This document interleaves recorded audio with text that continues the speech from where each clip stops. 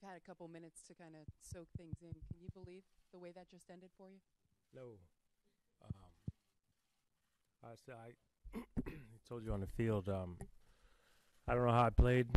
I try to be calm and collective and cool to you guys before the game. I these last few weeks have been very difficult. It's gotten more and more difficult as we've gotten to today. There's a couple times I almost lost it. The first inning I was saying, please don't hit it to me. Last inning I almost lost it. Same thing. I don't know how many times in my career I've said, please don't hit it to me, but that seemed to be what was going on over and over in my mind because I really thought I was going to break down, but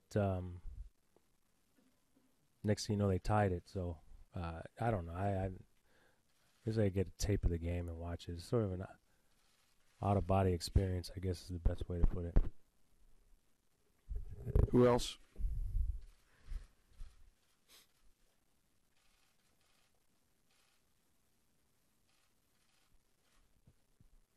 Derek, of all the scenarios that may have run through your mind the last few days, could anything have measured up to what actually happened there in the bottom of the ninth? No. I mean, I was happy with how the game had gone up until that top of the ninth inning. I got a hit. Broken bat, I got a run in, you know what I mean? But I've done that time and time again. We had the lead. I was happy if we won the game right there, and then I don't know. I don't know what to tell you. Just write what you want and put my name at the bottom of it. Who else?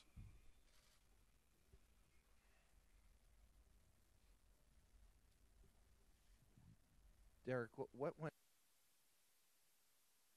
game? Did Joe talk to you about that? And No, we never discussed it. and then what? You said you're going to play in Boston, but you might not play shortstop again. I played my last game at short. Today was my last game playing shortstop. I want to take something special from Yankee Stadium, and the view from shortstop here tonight is what I want to take from it. Out of respect for the Red Sox, their fans, and the rivalry, I'm going to DH. I don't know about tomorrow. I'm not sure, but I will play. But I hope that people can respect my decision for that. But I've only played shortstop my entire career, and the last time I want to play was tonight. Marley and then Tyler. Derek, Go ahead, you Marley. told us during spring training. It's okay? Okay. I'm sorry, Jason. You told us during spring training that you weren't emotionally stunted, that you wanted to the end of the season to tell us how you felt about this last season. I was wondering if you'd tell us about that, and also, when did you make the decision that this would be your last game at shortstop? What was the first part? Emotionally stunted. Yeah. Emotionally. That was your quote. Yeah. Emotionally. Like I said, I mean, I almost it's kind of it's a weird range of emotions today. I mean, if the game ended how it ended, I'd be in tears right now. But I'm excited now. You know what I mean? So it's kind of odd. But I don't know. I this whole year it's been special. At times it's been difficult. Because you almost feel as though you're watching your own funeral. You know what I mean? And what I mean by that is you have people telling you great things, and they're showing highlights, and you're reflecting, and I understand that my baseball career is over with. But people are giving you well wishes like you're about to die. You know what I mean? I don't know if that makes sense. But sometimes that's how you feel. I've appreciated it all, but internally you feel as though part of you is dying, and I guess that's true. The baseball side, because it's over with. But yeah, it's been difficult, and like I said, if I didn't just got a hit to win the game, then I'm happy I did get a hit to win the game. But if I didn't, I couldn't tell you what what I would be doing right now. Jeet, the second part was when you decided to. Thank you. When I decided that this would be my last year. No, at shortstop. Sure. Oh, see, I'm not even listening to your questions.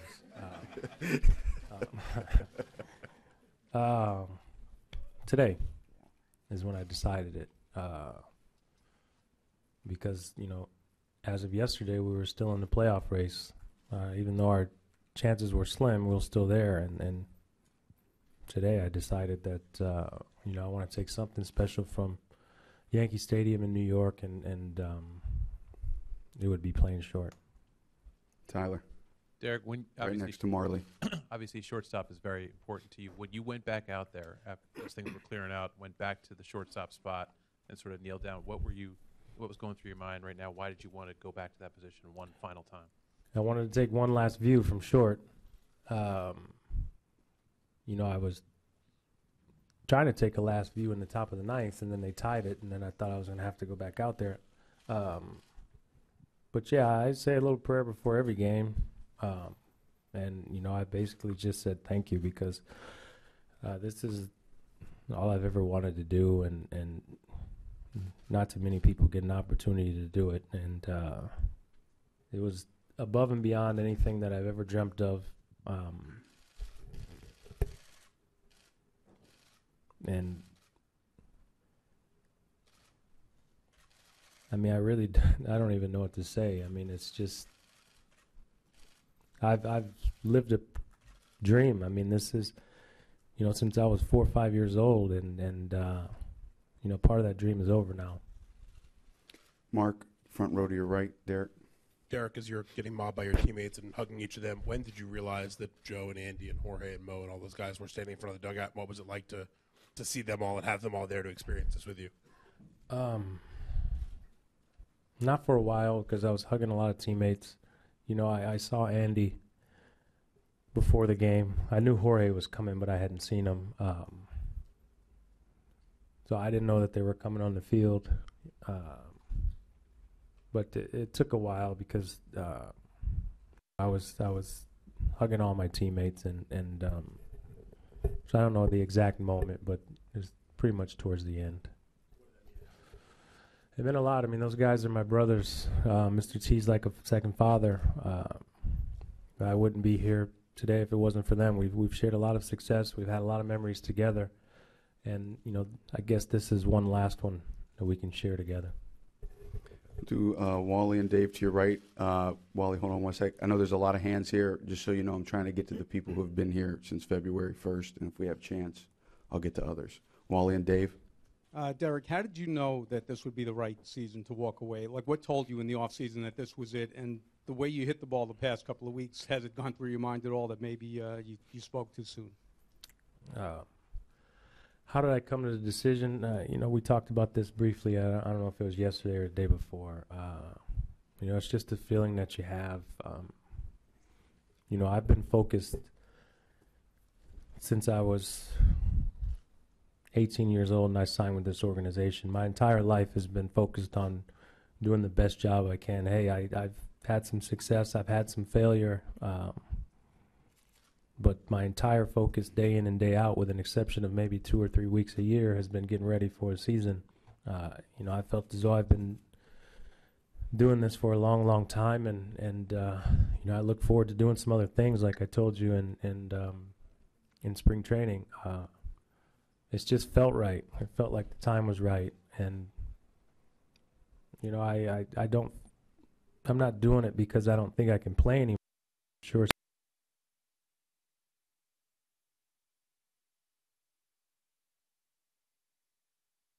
Just don't want to. I want to call it a career, and I'm happy with the way that my career has gone. I mean, we still have a couple of games left in Boston, but I'm extremely happy that how it's gone. I wouldn't change anything about it. I wouldn't trade places with anyone that has ever played this game, because this is exactly what I dreamt of doing, and everything that I've been able to do is more than I've ever dreamt. In terms of the last few weeks, sometimes you get hot, you know what I mean? It's a game of adjustments. And I'm going to continue to try to make those adjustments until I play my final game. Dave. Derek, first pitch, right field, game-winning hit. I mean, it kind of encapsulates a lot about your career, and what you've done. Would you agree with that? And also, you talked about being nervous, but there you are, in the batter's box, and you came through. So were you nervous at that point also? I almost started crying driving here today. I was by myself, so I could have lost it, and then no one would have seen it. My teammates presented me with something before the game. I almost lost it. I had to turn around. I think I've done a pretty good job at controlling my emotions throughout the course of my career. I have them. I try to hide them. I try to trick myself and convince myself that I'm not feeling those particular emotions, whether it's nerves, whether I'm injured, pain. I just try to trick myself that I don't have it. Today I wasn't able to do it. It's been getting more and more difficult these last few weeks. But today I wasn't able to do it. Like I said, I don't know if the cameras are on me close, but there were a couple times that I just almost broke down and I was almost thinking to myself, Joe, get me out of here before I do something that costs us this game. But it's funny how things change, I guess. Ian, right back where you were there. Derek, you said that the view from shortstop is what you wanted to keep and take away from this night. Just how would you describe that view to someone who's never had it? Over the years in the old place and this place, when you looked around, what did you see? Oh, man, it's I mean, what is the capacity here? 40, the other one was 50-something thousand. It was 40, 50-something thousand fans. Chanting your name. I don't know too many other occupations where that's possible. I can't. I don't. And then, the fans are chanting, "Thank you, Derek." And I'm thinking to myself, what are you thanking me for? I just try to do my job. Really, they're the ones that I want to thank. They're the ones that have made this special. Everyone says they dream about playing baseball, but it's a little bit different if you're playing in your backyard or you're playing in front of 40 or 50,000 Yankee fans that are as vocal, energetic, and animated like they've been for 20 years. Aaron, right here in the center. Sir, do you still have a question? Okay. Who else? Right behind him. Derek, the Gatorade commercial, My Way. You're a student of the game. You grew up. You knew names like a Cap Anthony or a Trish Speaker, a Honus Wagner, but maybe didn't actually know about them. The song My Way, could you maybe think in terms of future generations, people who never got to see Derek Jeter play baseball? My Way. What is My Way for you? Well,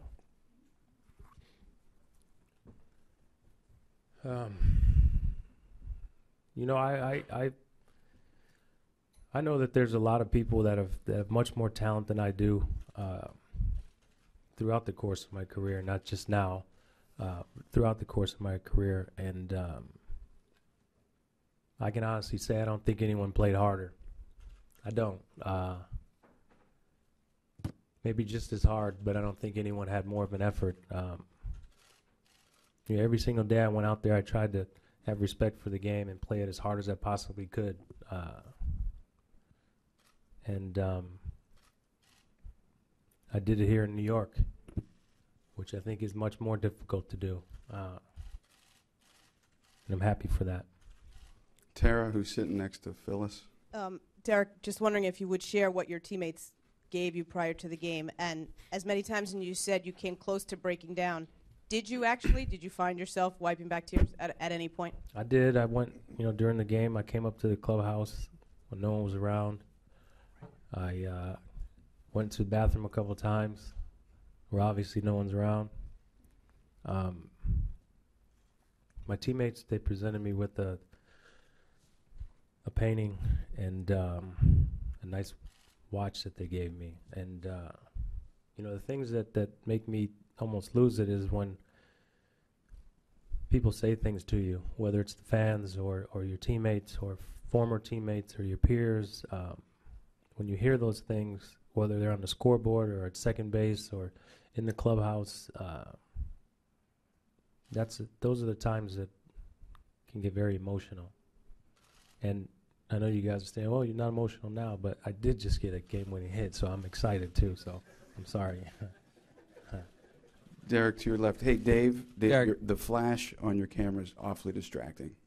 Okay, go ahead, Jess. Derek, you've talked about being a little bit uncomfortable at times with all of this. Is there a part of that that's because you've spent so much time over your career deflecting attention away from yourself and toward the team and not really wanting the individual spotlight as much for your achievements? Look, I care about only one thing, and that's winning. That's the bottom line. I've said that since day one. That's the only thing I care about. So anytime that there's particular attention on you, it can be uncomfortable. This year, it was very much appreciated. But yeah, it can at times be uncomfortable. But I wouldn't change it. I wouldn't change anything. All the way in the back left there. Derek, one of the nicer scenes tonight was when the cameras cut to your family in the stands. Makes for a nice moment, but you mentioned a moment ago many times the control of your emotions throughout the game. When you saw your family here, did that make it even harder for you to manage the emotions, given that family members sometimes bring that out of us? My parents have been here. My family has been here quite often throughout the years. Look, I have emotions. I think I got a pretty good poker face. You know, I think I'm good at hiding it, controlling it. But yeah, I mean, you see your parents and they're my sister as well, my family, that they've been around, and they've been a important part of the success that I've had, and they're the ones that have helped me through the tough times, and you know, they've played every game with me. Whether they're on the field or not, they've played every game with me. So, yeah, when I see them, I saw that they came down close towards the end. I don't think my parents were down in the front row till my last at bat. Correct me if I'm wrong, because, like I said, sometimes I didn't even know what I was doing out there. So, yeah, it's special. I'm very close with my family, and yeah, I've shared every moment with them. Take a couple more. Ed, standing up next to Phyllis again. You've always been so admired for being so pragmatic. Did you ever allow yourself a moment to dream of an ending like this? No. No. I don't think I wouldn't have believed it myself. You know, everyone, I think they dream of hitting a home run in the World Series or getting a game-winning hit, but no. I mean, I was happy with a broken bat and the run scored. I don't even remember what inning it was. Was it seventh inning? I was happy with that being the ending. But I'll take this one. Couple more. Jeff, if you could raise your hand right in the middle. Derek on the right. Derek, you said the words of other people are what draw the emotions out of you. Is there one thing in particular you'll remember tonight, somebody saying to you, that got you the most? There's a lot of things. I think the fans are the ones that got me the most, you know, from the first inning. Like I said, I was honestly out there saying, please don't hit it to me, because I don't know what's going to happen. And I know I've made mistakes before, but at least in my head I'm saying hit it to me. But this time I wasn't. So the fans are the ones that that got me emotional. You guys are just asking the wrong questions, or otherwise I'd be emotional here.